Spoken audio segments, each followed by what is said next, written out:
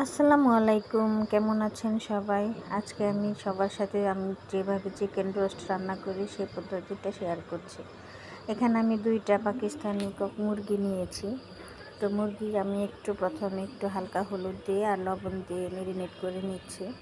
এখানে হালকা একটু ফুড কালার দিলে ভালো হয়, কিন্তু আমার কাছে ফুড কালারটা নেই, তাই আমি হলুদ দিয়ে মেখে তেলে ভেজে নিব। তো তেলে ভাজাটাই হচ্ছে সব থেকে কঠিন একটা ব্যাপার। ছিটে ছিটে গায়ে চলে আসে, আমি তো এই কাজটা করতে খুব ভয় পাই। এই কাজটা আমাকে আমার ভাবি হেল্প করে।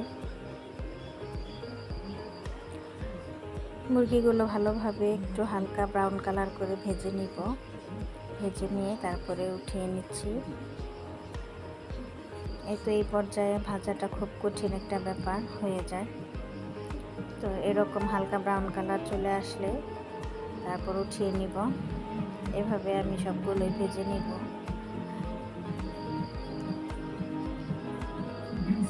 এই যে এরকম করে ভেজে নিয়েছি সবগুলো। যে তেলটা ছিল সেই তেলের মধ্যে আমি দিয়ে দিলাম 1 কাপ পরিমাণ পেঁয়াজ, 2 টেবিল চামচ আদা রসুনের পেস্ট দিয়ে গরম পানি দিয়ে মশলাটা একটু কষিয়ে নিচ্ছি।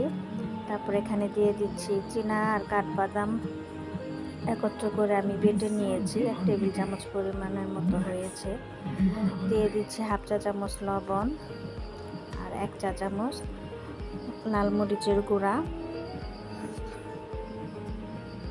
গরম মশলার গুঁড়া দিয়ে দিলাম 1 চা চামচ আর রাঁধুনি রোস্টের মশলা দিয়ে দিচ্ছি অর্ধেক প্যাকেটের একটু বেশি। মশলাটা আমি ভালোভাবে কষিয়ে নিচ্ছি। দিয়ে দিচ্ছি এখানে টক দই, হাফ কেজির যে টক দইটা পাওয়া যায় সেটা 3 ভাগের 1 ভাগ দিয়ে দিলাম।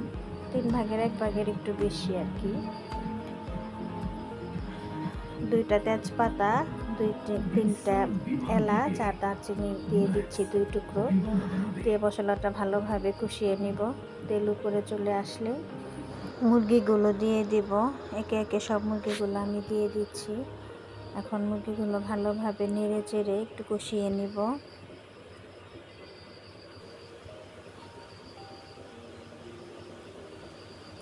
মাটির চুলার জালটা কমানো যায় না, এইভাবে রান্না করতে হয়। যতটুকু পারছি সেভাবে আমি রান্নাটা করছি। তো এইভাবে নেড়ে চেড়ে কষিয়ে নিচ্ছি। কষানো হয়ে গিয়েছে। এখন আমি এখানে 1 কাপ পরিমাণ বড় যে গ্লাসগুলো থাকে সেগুলোর 1 কাপ পরিমাণ আমি গরুর দুধ দিয়ে দিচ্ছি আর হাফ কাপ দিয়ে দিচ্ছি পানি। গ্যাসের চুলায় রান্না করলে 1 কাপ পরিমাণ গরুর দুধ দিয়ে দিলেই হয়, চুলাটা একটু কমিয়ে দিলেই সুন্দরভাবে রান্না হয়ে যায়।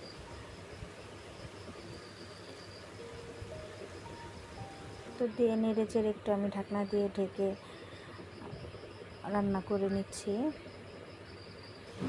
এই পর্যায়ে আমি টমেটো কেচাপ দিয়ে থাকি, কিন্তু সেদিন টমেটো কেচাপ সেই সময় দিতে ভুলে গিয়েছিলাম।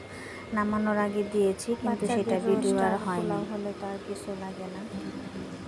2টা বাচ্চাই আমার মুরগির রোস্ট এবং পোলাও খুব পছন্দ করে খেতে। ওরা ভালোভাবে একটু নেড়ে চেড়ে ঢাকনা দিয়ে ঢেকে দিব রান্না হওয়া পর্যন্ত। ঝোলটা একটু শুকিয়ে আসলে তখন আমি বাকি প্রসেসটা করে নিব। এই তো প্রায় হয়ে গিয়েছে।